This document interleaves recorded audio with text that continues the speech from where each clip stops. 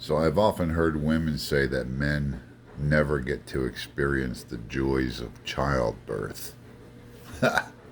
What do they know?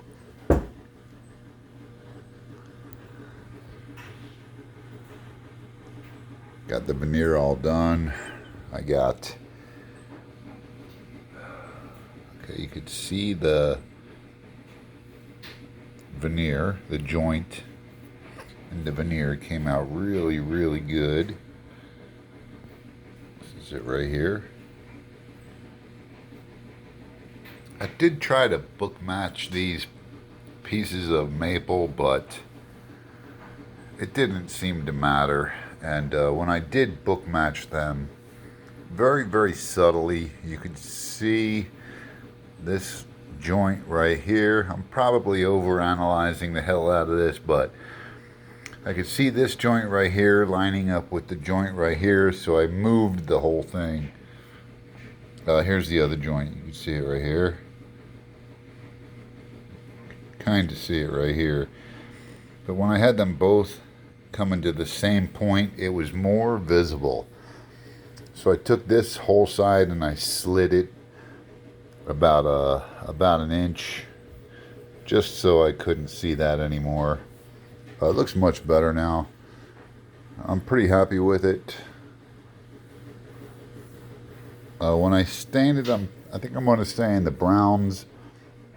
Had a little problem right there because I crushed the veneer so much with the styrofoam that it chipped off that little tiny little piece right there. But when I cut the binding channel, I think that's all going to disappear anyway, because the binding is going to come all the way up and run probably. It's going to stop right where that is, because it's also going to go down, and it's going to go across where to separate the heel part. You'll see that when I get to it. Here's the headstock. The headstock came out pretty good. Also, see if you can see the joint. Yeah, you can see the joint in it. Really didn't need to put a joint in it for how small it was, but I wanted to follow what's going on down here with the angle. I got the bird's eyes, the figuring in the wood going on that angle. So hopefully it's going to look pretty cool. The headstock is really too small for it to show that these are going on an angle, but who cares? It looks cool. I'm pretty happy with it. So next I got to cut the binding channels.